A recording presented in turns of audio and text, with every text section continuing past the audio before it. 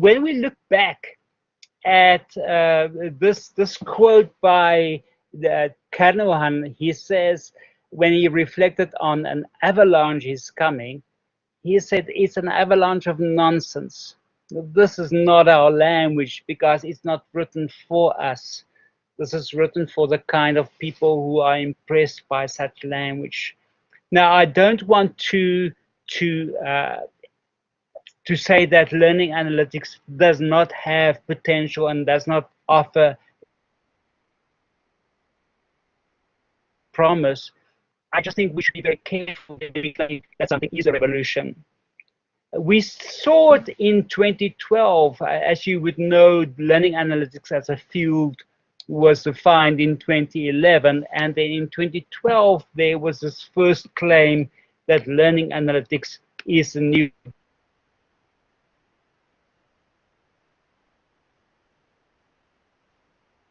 predictive learning analytics is a revolution, of course, leveraging learning data for student success. Yes. Yes, sorry, it's Cass. I think you're just breaking up every now and then. I'll text you if it happens again through the chat. Okay, you're back anyway. Ta. Thanks so much for that, Cass. I'm sitting as close to the mic as I can, but please feel free to interrupt me. So I think they would just to recap. So from 2012, we've seen this constant claims of a revolution, and this is from 2015 about predictive learning analytics as a revolution. And then more recently in 2016, published Higher Education and the Revolution of Learning Analytics. It's a well-written report, and please take note of it. I just have an issue with the notion of this constant revolution that we seems to be in. And then in 2017, possibly the bottom of the pit for me personally is higher education learning revolution. Let us track each student's every move. Please read the article. I'm not going to make any comments about the article. But there are all these claims, and it seems to me that Doug Clow and Rebecca Ferguson posed this at the recent Learning Analytics Conference in Vancouver. And then they said, but where is the evidence? If we're in the revolution, if this is really changing higher education, where is the evidence? And I find this presentation by Doug and Rebecca very profound in the sense that it shows that actually evidence is slowly not there, if at all. So when I look at the noise about learning analytics, this comes to mind that do you believe, and we phrase our talk about learning analytics and about data and about artificial intelligence almost in religious terms, where you've got to have faith that it's sort of the next best thing, it's sort of the second coming of whoever, and you ain't seen nothing yet unless you adopt learning analytics.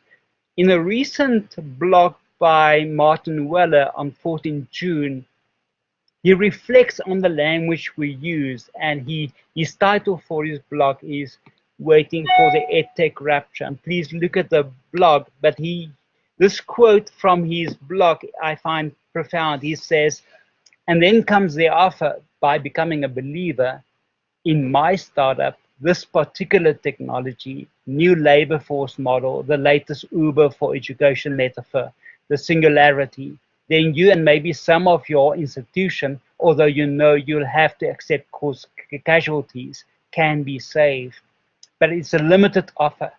There are only so many souls that can be saved. You have to get on board now, and belief has to be total. Thou shalt not have other tech platform but mine. So I quite like this approach that without discounting the promise and the potential and looking for evidence, that we should be just careful. So how do we talk about responsible learning analytics without overestimating or underestimating its potential? its challenges, its pitfalls, and its promise. And I think that was the dilemma I faced in crafting this presentation, and how hopefully I can do justice. This is from 2016, where Stanford calls for a responsible use of student data in higher education.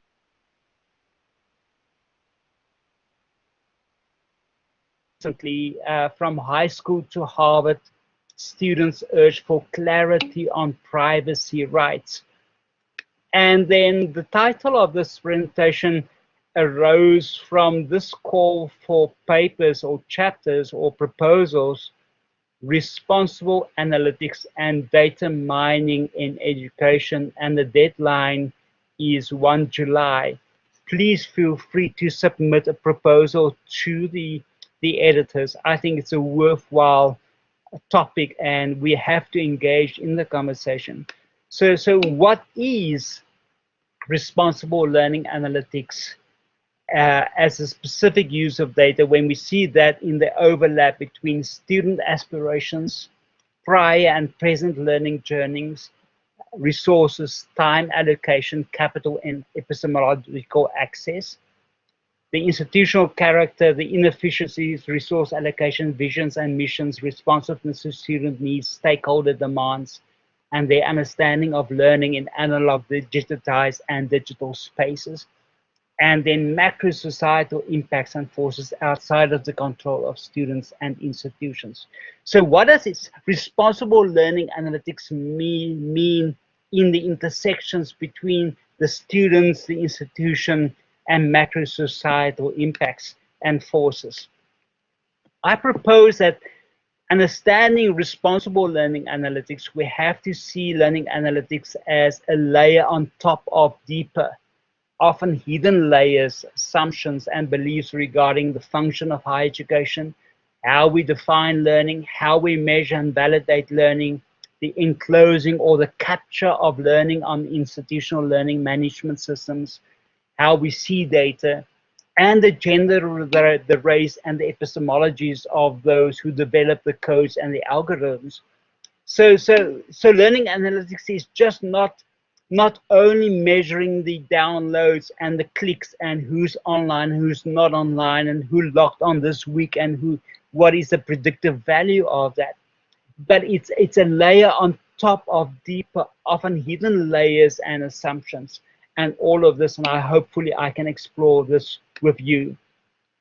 So I see it as layers at the bottom, and it seems to me as when the slides were uploaded, I sort of lost control of the phasing of the lines. But anyway, let's look at the bottom.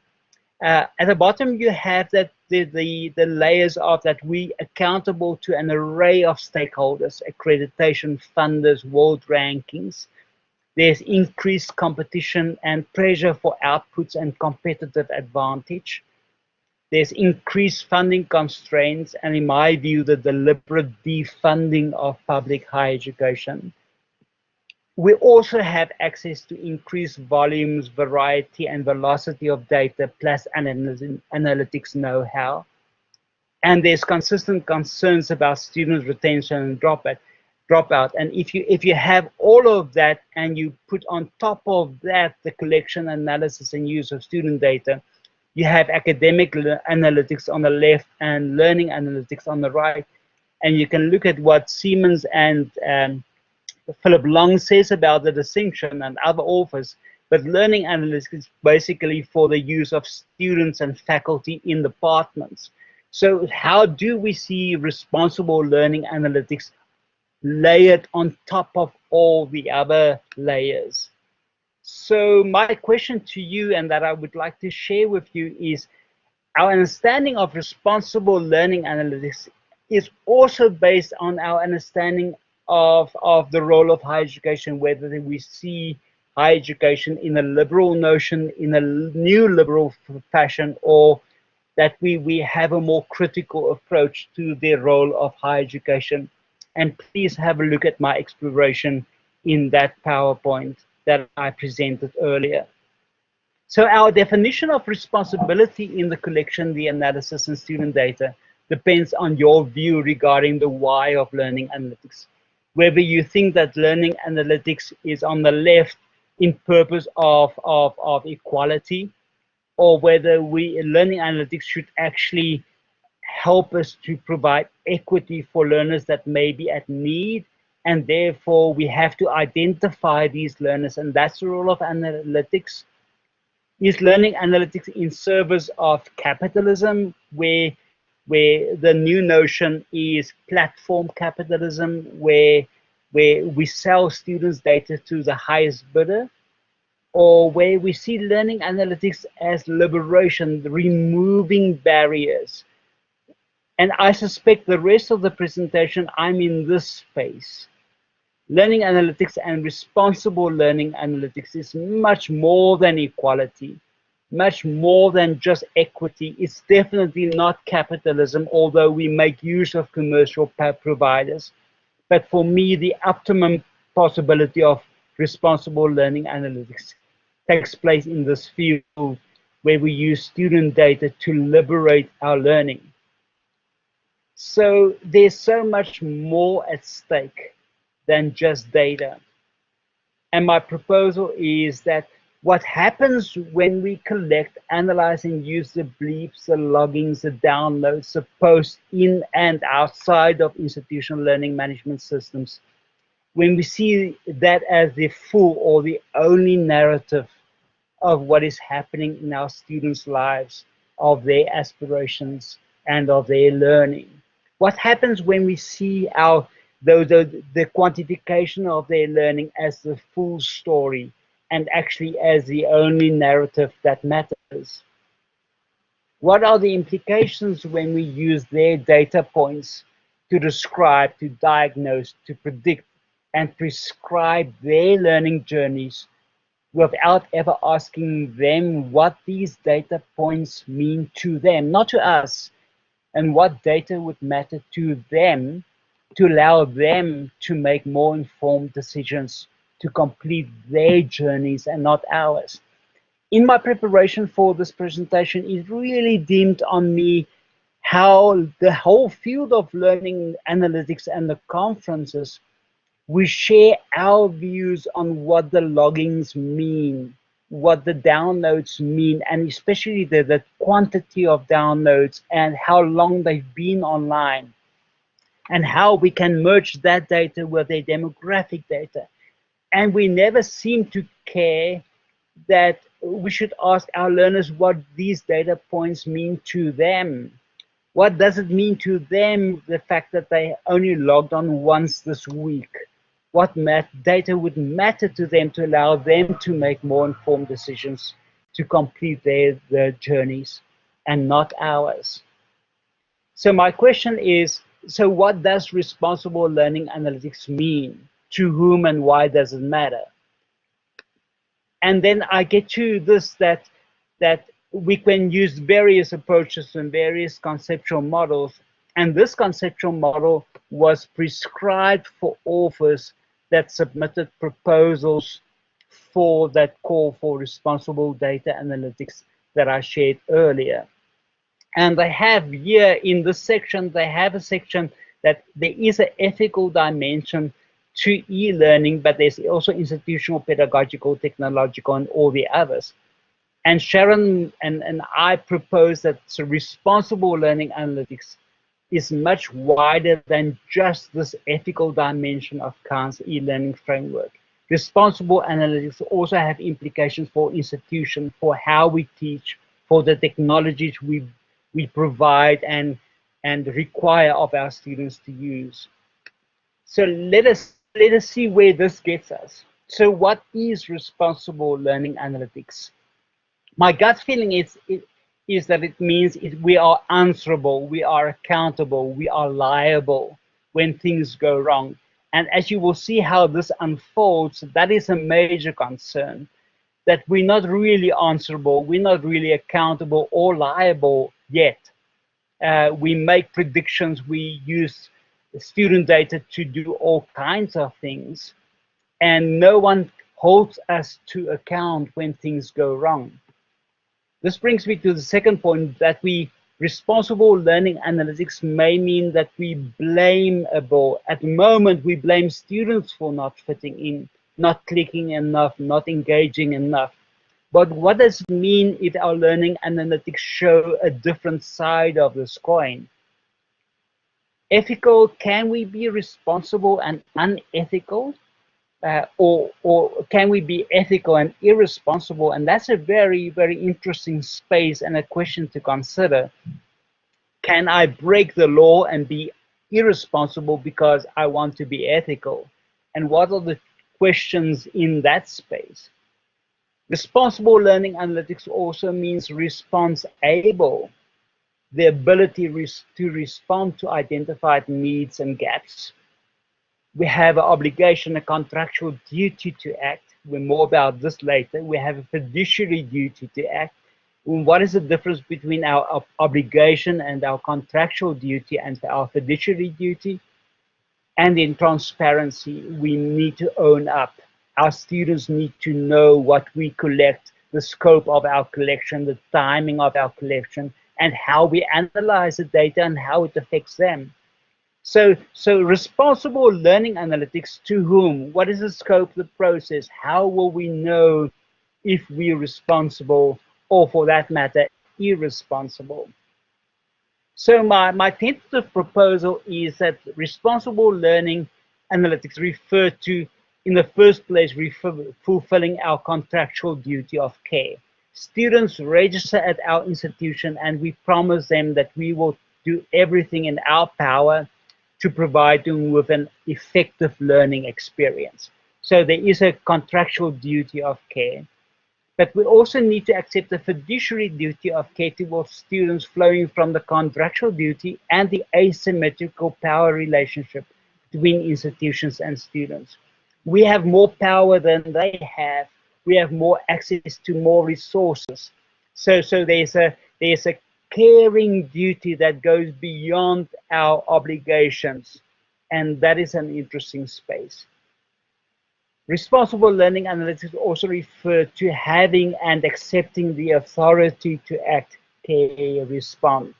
We have the power and we need to accept the authority to act, to care, and to respond.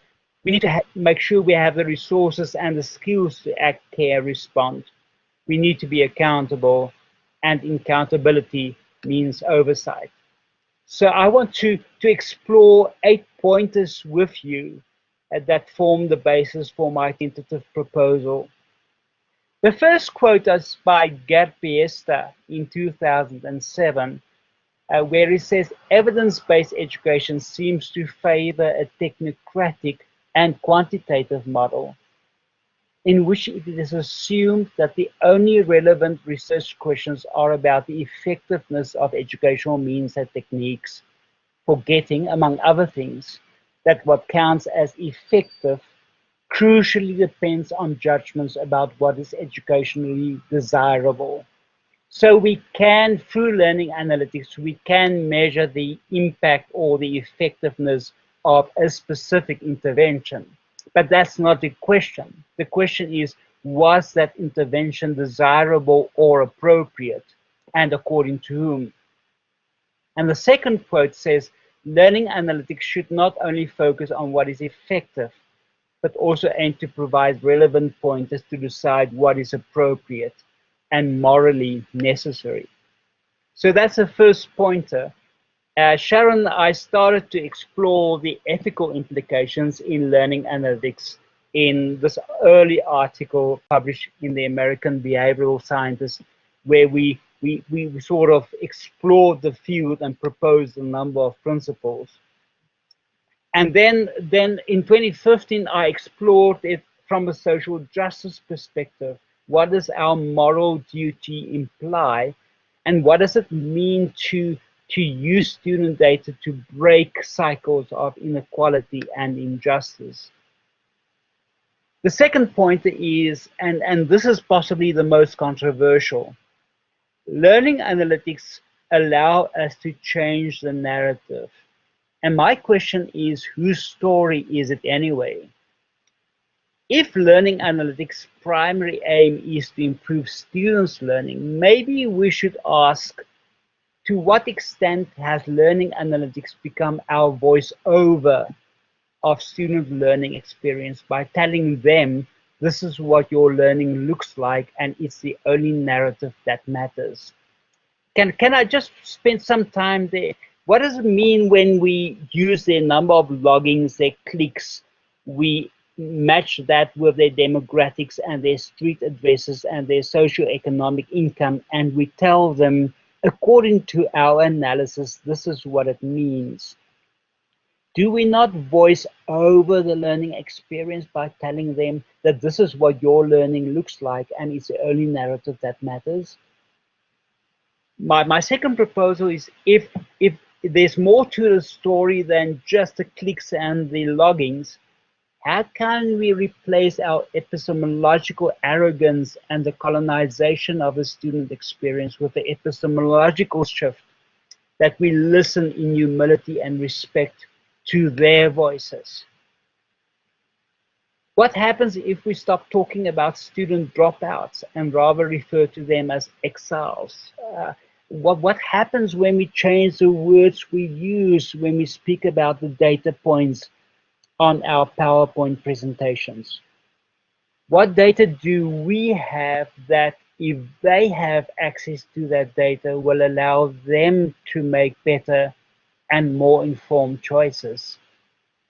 And what data do they have that, if we have access to that data and with their permission, will allow us to help them make better choices? I'm concerned that when I listen to presentations at learning analytics conferences or educational conferences, that we're so eager to analyze the data and to go tell a stunning story at a conference, and it's our story about them and it's never their story. So my proposal is that responsible learning analytics involve much more than quantitative research. And this, I want to acknowledge the thinking of Linda Curran, where she says, where is the qualitative research in learning analytics? And what does it mean when we only focus on the quantification of learning? So this poem by Abhay Chasa, for me, is profound, where he says, or she says, I'm not your data, I'm not your vote bank, I'm not your project, I'm not any museum object, I'm not a soul waiting to be harvested, nor am I the lab where your theories are tested. I'm not your cannon fodder or the invisible worker or your entertainment at India Habitat Center. I'm not your field, your crowd, your history, your help, your guild, medallions of your victory. I refuse, I reject, resist your labels, your judgments, documents, definitions, your models, leaders, patrons, because they deny me my existence, my vision, my space. Your words, maps, figures, indicators, they all create illusions and put you on a pedestal from where you look down upon me. So I draw my own picture and invent my own grammar. I make my own tools to fight my own battle for me, my people, my world, my Adivasi self.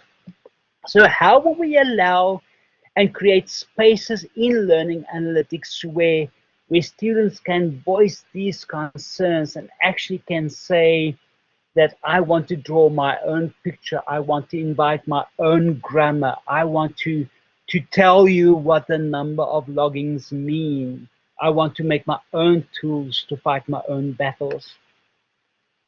So the third point is, and that's where the complexity enters. It's not only the student's story, it's also our story and our being response able. The first time Sharon and I explored this was in a presentation in 2014, where we explored the notion of educational triage. And it's a moral tightrope, and that was the first time we sort of explored the notion that while we have all this data, we may not have the resources to act upon what we know. And where does this leave us? We cannot just provide services. we have resource constraints. So what are the moral implications if we have resource constraints and cannot act on our analysis? And what are the implications? So it's also about us. We further explored this in 2016, where we say it's at the intersections between student support, privacy, agency, and institutional survival.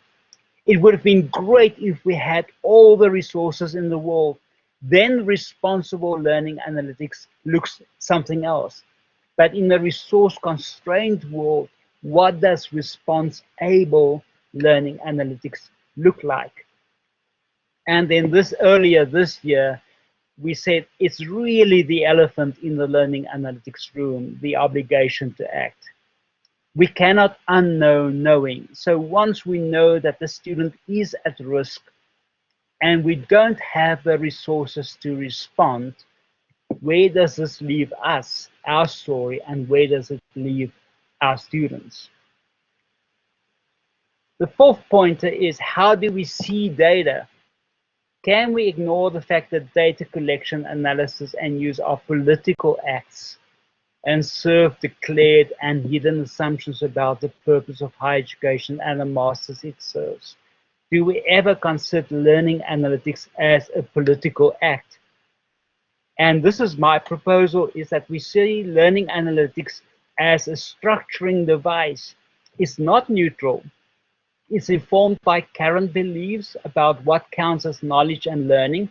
It's colored by assumptions about gender, race, class, capital, literacy, and it's in service of and perpetuating existing or new power relations. So learning analytics as coded gaze. Please have a look at this video. It's posted on YouTube, where this author, this artist, explores the impact of race and gender on the codes and algorithms. And she calls her presentation the coded gaze. And when I looked at this presentation, I was just thinking, oh my goodness, if learning analytics is a coded gaze, what does it mean for responsible learning analytics? Very recently, this was published, ethically aligned design, that we explore the ethics in our algorithms and expect our biases, and then we get to the point of 5, and this for me is increasingly problematic. It's the issue of causality and correlation. This tweet was posted on 15 June. It's about a week ago. And I have huge respect for these researchers and these authors. Don't hear me wrong. And this tweet refers to presentation, and the tweet says, it shows that there are consistent dropouts within a module due to learning design. No one will discount the role of learning design. Maybe we don't take it serious enough. But to imply that dropouts is caused by learning design, dropouts as a phenomenon is caused by only one factor, I find highly problematic. And in many conferences and presentations on learning analytics, we focus on a number of variables, and then we make these claims, and I suspect we should be a little bit more humble in our claims. It brings us to the issue of oversight and accountability, and if responsibility is the elephant in the room, I suspect for me this is knocking at the door of the room. It's not even in the room. In this research by James Willis, Sharon, and myself, we explored the policy environment at 3 universities: Indiana University, the Open University, and the University of South Africa. And we explored, but what do the policies say about learning analytics and the use of student data? And this table is a bit dense. On the left-hand side, it seems to us that in our topology that we pose, that we can see learning analytics as firstly research. We can see learning analytics on the left-hand side as an emerging form of research. It's research, but it's not research with a capital R.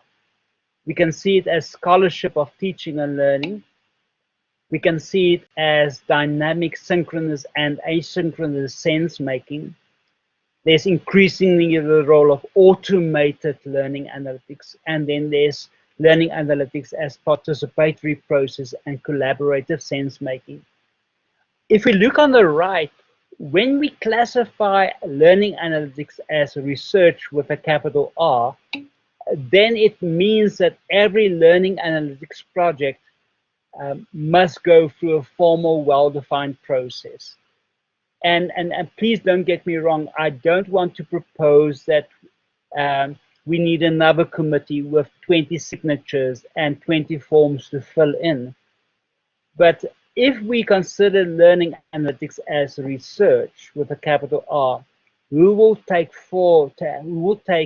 accountability for the ethical dimensions. If learning analytics is an emerging form of research, who has approval, oversight, who is accountable? Currently it's undefined, it's unclear. Our current processes do not allow for any oversight. Just yesterday, I had a request from a lecturer to say she's collecting all this data. She wants to do learning analytics. She wants to do predictive analytics. She wants to do a lot of things with this data and make the learning experience better. And I sent her a reply to say, what are the ethical implications? And she said, why? And I think that's exactly our problem, is that currently, if it's an emerging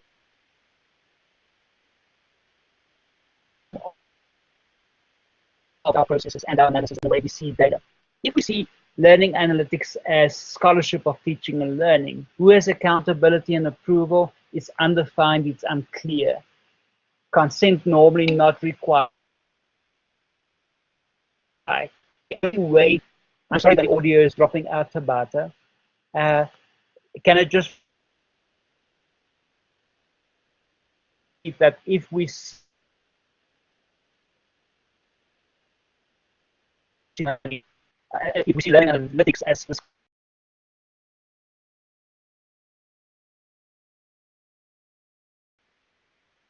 normally not required, the only way we can find out about ethical issues if there is a student complaint or if there are student feedback.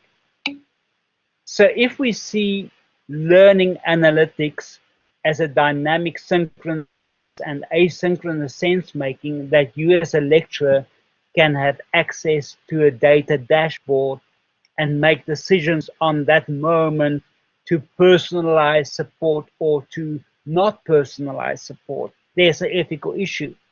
Who has accountability? Who provides oversight? Currently it's undefined, unclear. If we move into learning analytics as an automated algorithmic decision-making process, who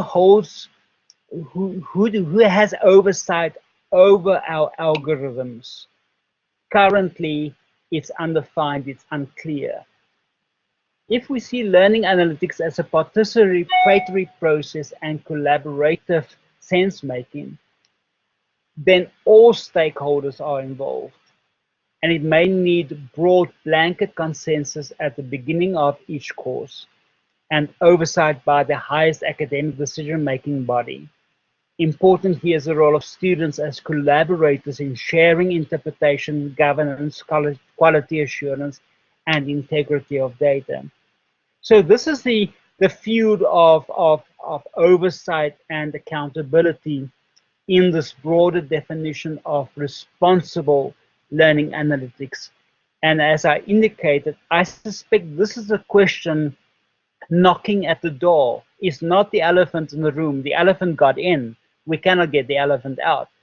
But this is the question that is knocking on the door of learning analytics. Who approves? Who has oversight? Who has accountability? And how will we hold these people accountable? And this links to the seventh point, the transparency, that students have a right to know what data are collected, by whom, when, for what purposes, how they can verify the data, how long the data will be kept, and who will have access to the data for which purposes. Currently, there's evidence that we collect assignment data, and we have this wonderful presentation at the educational conference where we share their data and where we link their assignment data with their predictions of the possibility of their failure or their risk. But we never informed them that this is what we're going to use the data for. And if they don't know that we collect the data, the scope and the purpose of the collection, how we will use their data and how it will impact on their learning journeys, it's not learning analytics, it's spying. So that's the second last point in this broader notion and concept of responsible learning analytics. And my last point and my last proposal is that despite all these questions that I don't have the answers for, we cannot afford not to collect, analyze, and use student learning data. We have a contractual duty to ensure effective and appropriate learning experiences. We have a fiduciary duty, okay? We have more power than they have. They came to us. We have the opportunity and the authority to act, to care, respond.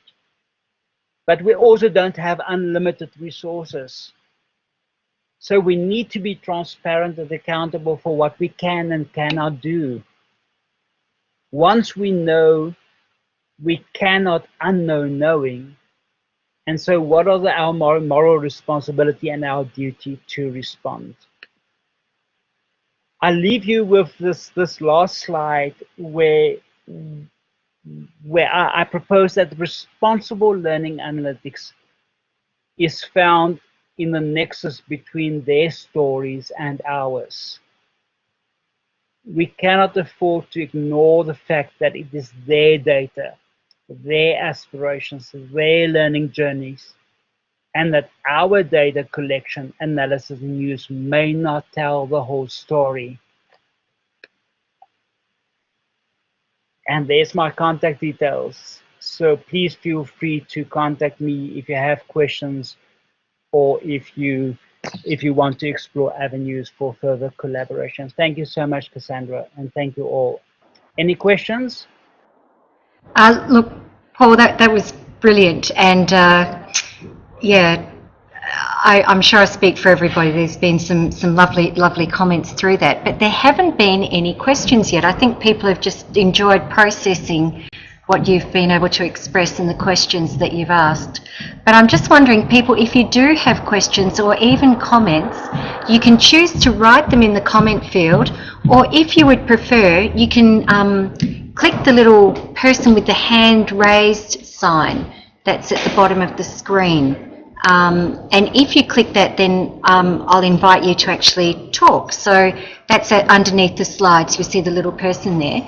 But we do have a couple. Logan from La Trobe has said, how much of this do you think applies to student-facing learning analytics, e.g. student dashboards, etc.? Obviously not predictive. So I guess ethical considerations around the provision of student dashboards. Paul, any comments? I would like, when we provide students with dashboards, the dashboards are based on what we see as learning, what data points we used in visualizing their learning, and it may not be their learning.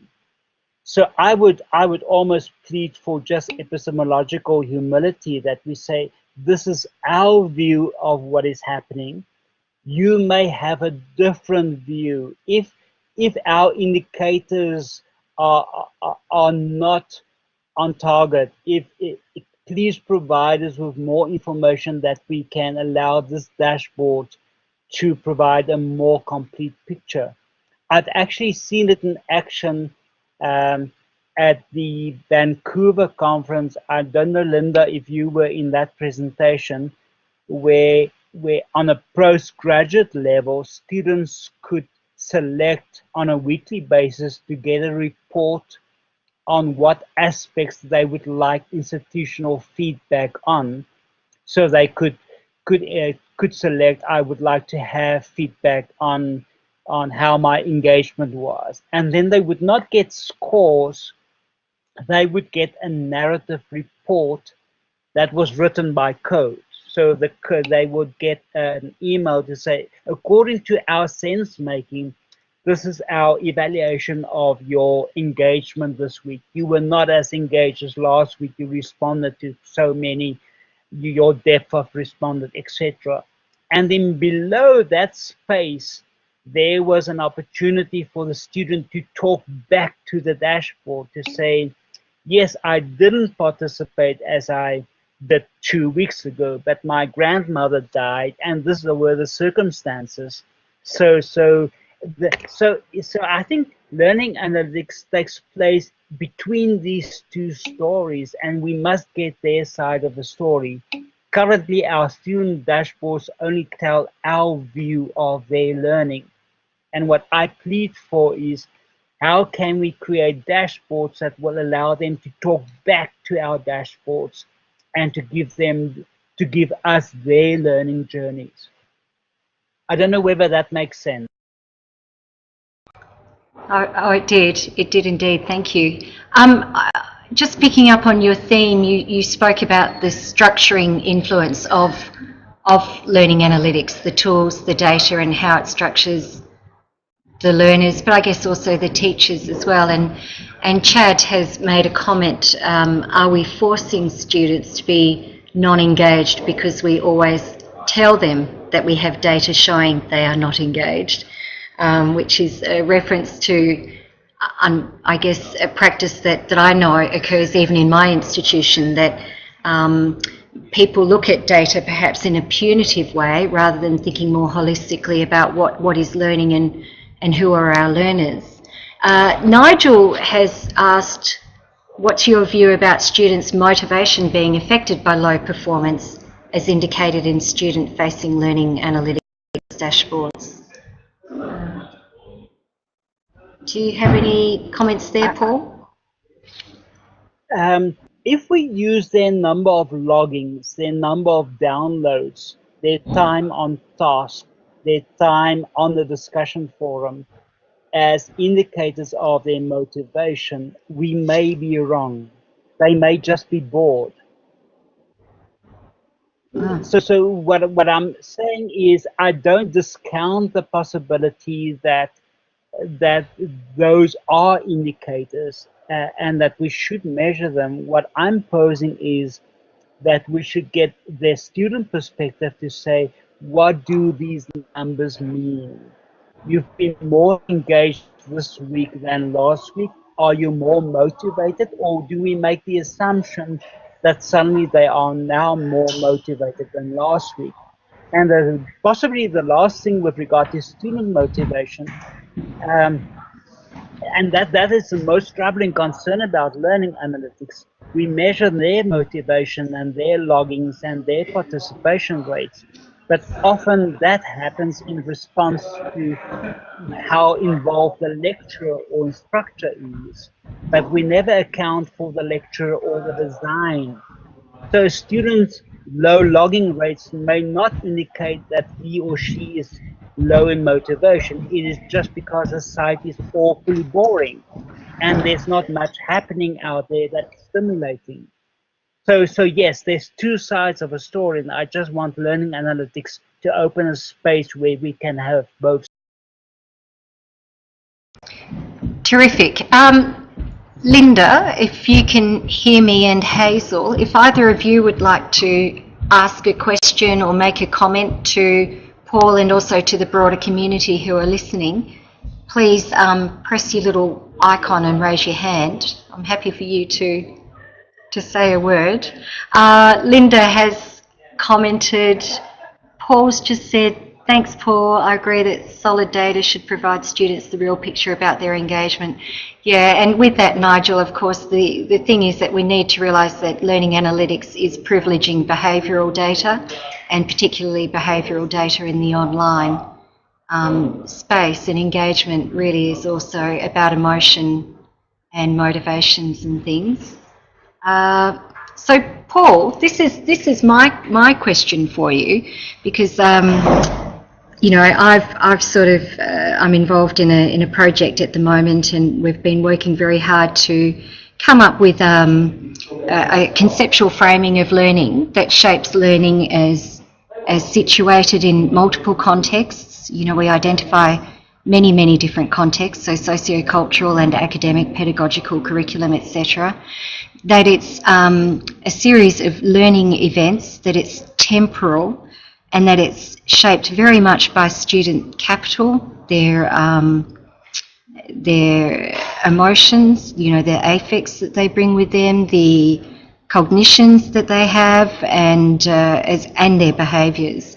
And we're actually trying to unpack that, but of course finding all of the data is difficult, and it's also difficult to operationalise when learning can be occurring at micro levels and also through process. So, you know, a lot of learning is about measuring outcomes. You can have short-term learning events, but learning can happen over time. Do you have conversations around how you might conceptualise learning for learning analytics and different data that you might be bringing in? Thanks, Kaz.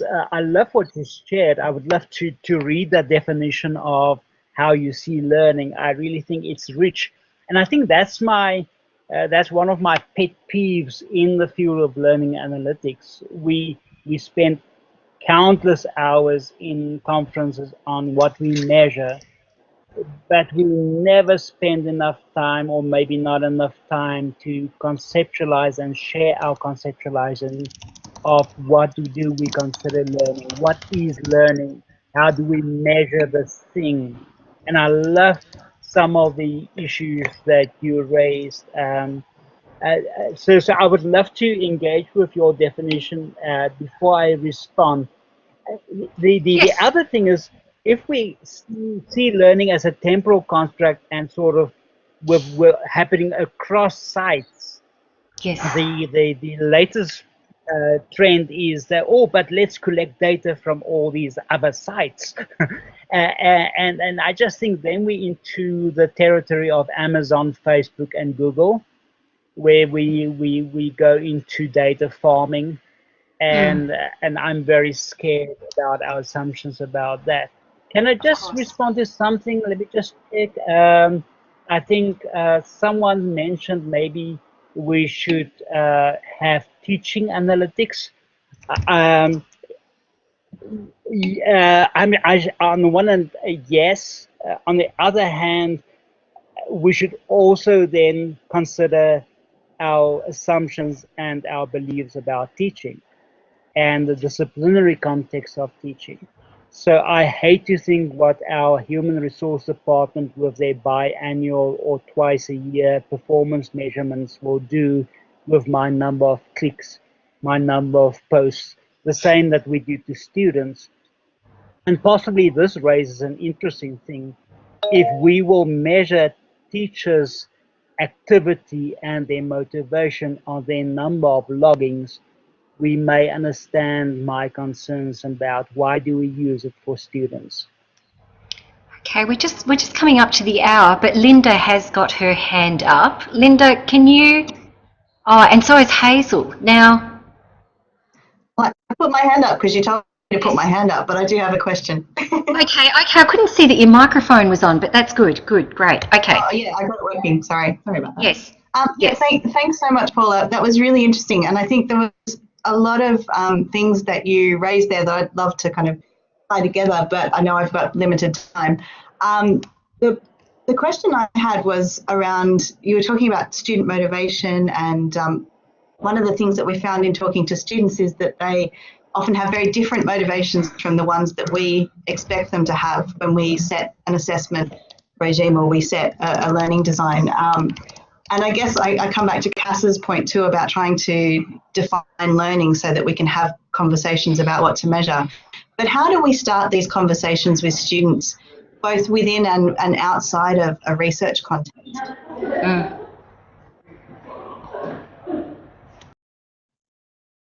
Wow, a lovely question. Thanks, Linda. It's a marvelous question, and I think if we can, depending on the disciplinary context, actually get a group of students to sit with us and say, this is the data that we have about your learning or how we define learning. We have your loggings, we have your conversations, we have it. What is your sense making of it? That we get their views and to get qualitative insights into how they understand what is happening there, and that may actually change our view of what purpose a dashboard should serve. So I think let's just start the conversation and tell them, this is what we have, what do you have to make us help you understand your learning better? But let's start the kind of conversation. Thanks, Linda. Yeah, no, that's great. Thank you. Hazel? I'm not sure about my mic. Yes, that came through. That came through. Yep. Yeah, no, basically it was following up on what Linda and exactly what Paul was saying, but in regards to the teachers as well. But I would hate to ever see it used in a punitive way, any of this analytics, but it's about the conversations again with the teachers. If something is not, if we gave them the data about what opportunities they are providing for their students, be it through their learning design and or the way they engage with the site, modelling good practice for their students. If we gave them that data and just started the conversation around, is this what you were expecting from your course? Is this what you wanted your students to do? Did you realise that you're only in the site for this amount of time, or did you realise that you were really online for too many hours a day? And give them some of this data that it could be really powerful for them, and then it's what they, again, as with the students, it's what they do with that information that is the important thing. Thanks. And thanks everybody for coming. Please let's continue these conversations. Yeah, look, we might wrap that up now, and there's so much more that could be said, but thank you everybody. I just wanted to close by reminding people that we do have another webinar, and I had it written on a piece of paper. Here it is, Wednesday the 20th of September with Bart Rientes. It's possible there might be another one before then. We're talking to a couple of other people, but we hope to see you all then. And that's it. Thank you, everybody. Bye.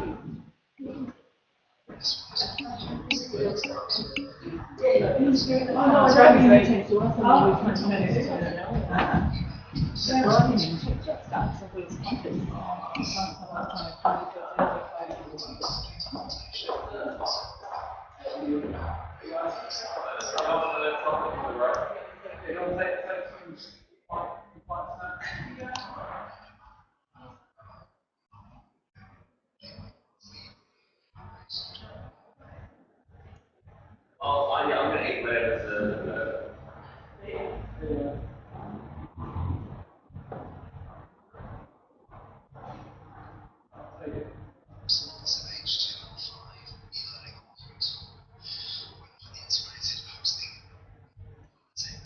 Bravo, Paul.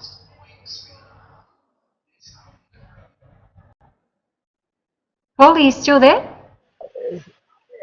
Yes, I'm still here. Thank you so much, Kaz. For a moment, I was just lost in space. Oh, that was just a fantastic presentation. You must be exhausted, and thank you for everything. It was so inspiring, and I just love hearing your ideas. And you talk about a very complex issue, but you make it very accessible and break it down. And I'm just very grateful, and it's very topical. I'm at a learning analytics sort of event at the moment. It finished just before, and yeah, I was speaking with colleagues here about this very issue. It's very hard to get traction from very senior management. Ethics is seen as, well, first of all, it's conflated with compliance, and it's seen as something that's an optional extra that you do because it's something that's nice, without understanding how essential it is and integral to really good outcomes. So, thank you. What I did, Thanks. yeah, Yes. I just wanted to grab you because it saves me writing an email and I'm rushing out to the airport. We've got Hey, Cass, just check the recording is still in process. I'm okay that you record also this part of the gee, you're conversation. clever. Let's stop recording.